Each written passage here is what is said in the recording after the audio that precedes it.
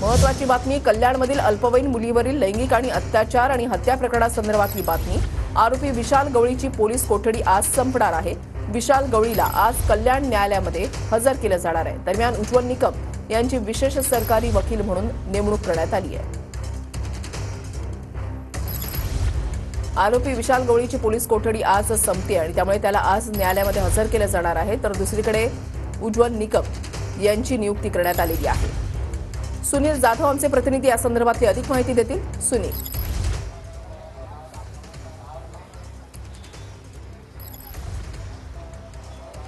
विशाली अगदी बरोबर आहे। मी सध्या उभा आहे कल्याण न्यायालयाच्या बाहेर आणि आपण पाहू शकतो या ठिकाणी मोठ्या प्रमाणात पोलिसांचा फौजफाटा जो तैनात करण्यात आलेला आहे। एकंदरीत पाहायला गेलं तर कल्याण पूर्वेमध्ये ज्या अल्पवयीन मुलीवरती अपहरण करून लैंगिक अत्याचार व हत्या केल्याच्या प्रकरणी आज विशाल गवळी याला न्यायालयात आणणारे आहेत आणि दुसरीकडे पाहायला गेलं तर न्यायालयाच्या आवारामध्ये आंदोलन करावा अशा प्रकारची भूमिका स्थानिक लोकांनी मांडली आहे आणि या ठिकाणी मोठं तणावाचं वातावरण असल्यामुळे या ठिकाणी मोठ्या प्रमाणात पोलीस बंदोबस्त जो आहे तो तैनात करण्यात आलेला आहे आणि एकंदरीत कुठला अनुचित प्रकार घडू नये यासाठी पोलिसांकडून बॅरिकेड देखील दोन्ही साईडला न्यायालयाच्या बाजूला लावण्यात आलेले आहेत।